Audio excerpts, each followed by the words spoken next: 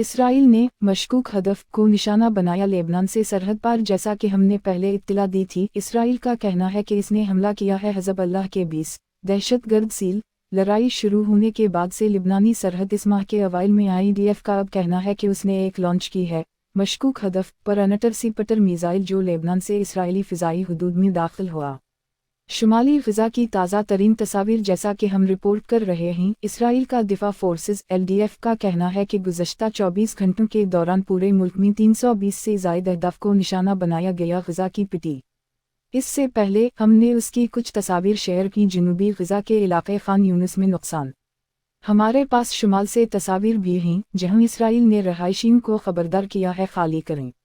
شمالی غزہ کی تازہ ترین تصاویر جیسا کہ ہم رپورٹ کر رہے ہیں، Lok Sabha REL defence forces IDF کا کہنا ہے کہ گزشتہ 24 گھنٹوں کے دوران پورے ملک میں 320 سے زائد اہداف کو نشانہ بنایا گیا۔ غزہ کی پٹی اس سے پہلے ہم نے اس کی کچھ تصاویر شیئر کی۔ جنوبی غزہ کے علاقے خان یونس میں نقصان۔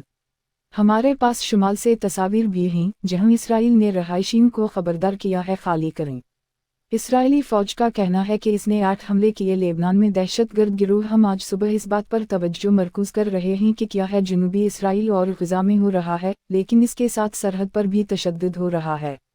لبنان اسرائیلی فوج کے ترجمان ڈینیل ہاگری IDF نے 8 دہشت گرد سیلوں کو نشانہ بنایا لبنان میں گزشتہ 24 گھنٹوں کے دوران۔ ان میں سے 7 کو ان سے پہلے نشانہ بنایا گیا تھا۔ ٹینک شکن میزائل فائر کرنے میں کامیاب رہے اور راکٹ، انہوں نے کہا۔